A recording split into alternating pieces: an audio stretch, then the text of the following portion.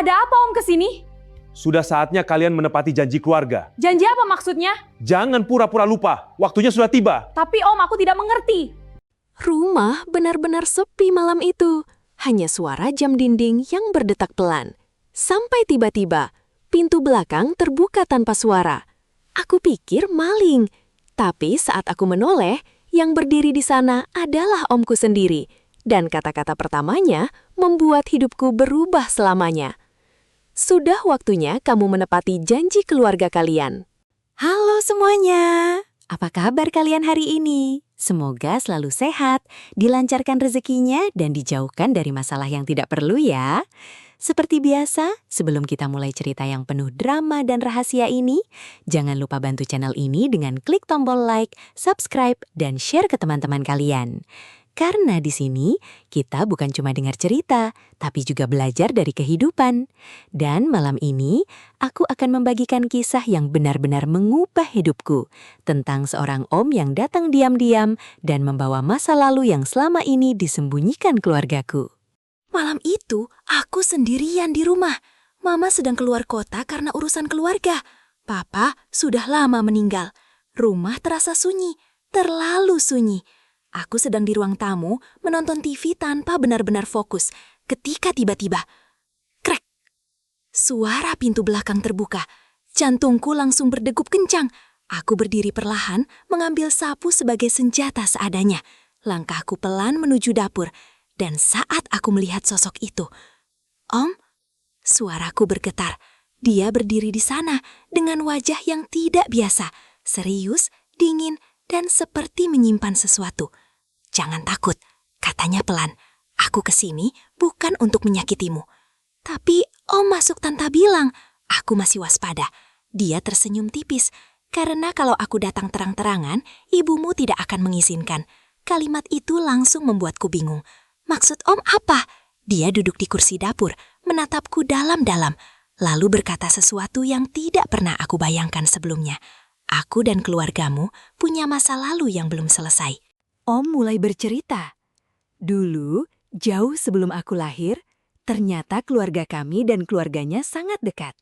Bahkan, ibuku hampir menikah dengan omku itu. Aku terdiam. Tapi, kenapa mama menikah dengan papa? Tanyaku pelan. Om tertawa pahit. Karena ayahmu mengambilnya dariku. Aku merasakan ada emosi yang tertahan di suaranya. Tapi, sebelum semua itu terjadi, lanjutnya, kami sudah membuat sebuah janji keluarga. Aku mulai tidak nyaman. Janji apa?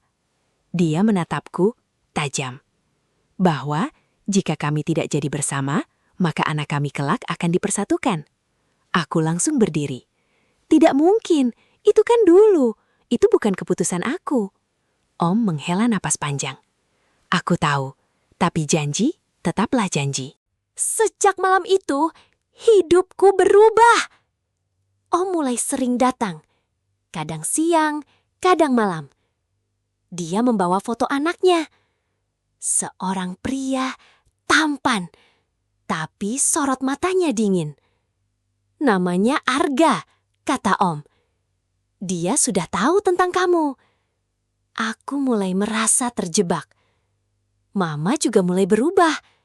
Saat aku menanyakan soal ini, dia hanya diam. Sampai akhirnya suatu malam, Mama berkata, Mama tidak punya pilihan. Kalimat itu membuat hatiku hancur. Aku tidak menyerah. Aku mulai mencari tahu sendiri.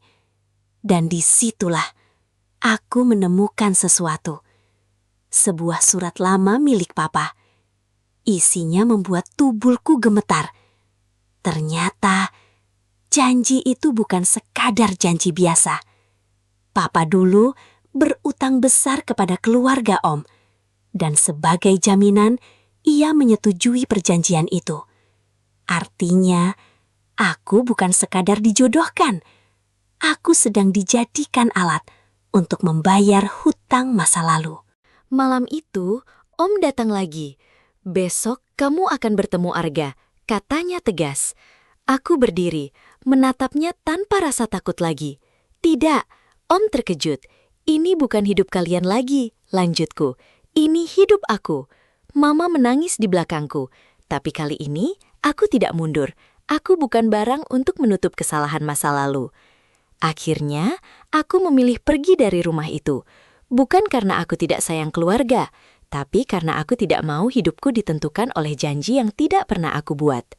Kadang, masa lalu memang punya cara untuk mengejar kita, tapi bukan berarti kita harus menyerah, karena setiap orang punya hak untuk memilih masa depannya sendiri. Kalau kamu ada di posisiku, apa yang akan kamu lakukan? Tulis di kolom komentar ya. Dan jangan lupa like, subscribe, dan share, karena siapa tahu cerita ini bisa jadi pelajaran buat orang lain.